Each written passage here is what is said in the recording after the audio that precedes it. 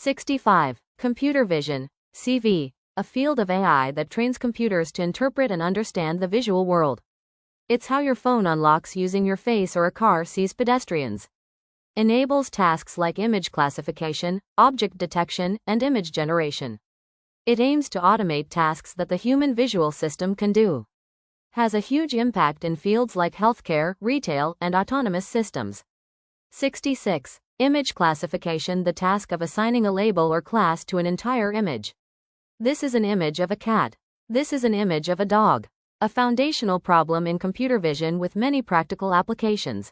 Modern CNNs can achieve superhuman performance on this task. It's a building block for more complex vision tasks. 67. Object detection, the task of identifying and locating one or more objects within an image. It draws a bounding box around each object and assigns it a label. It's what a self-driving car uses to see other cars, pedestrians, and traffic lights. More complex than classification because it answers what and where. Algorithms like YOLO, you only look once, are famous for this. 68. Image segmentation, the task of partitioning an image into multiple segments or pixel-level regions. It outlines the exact shape of an object, not just a bounding box. Used in medical imaging to identify the precise boundaries of a tumor. Powers features like virtual backgrounds in video conferencing software. Provides a much more detailed understanding of an image than object detection. 69. Transfer learning, using a pre-trained model on a new but related problem to speed up development. You don't need to train a model from scratch on millions of images.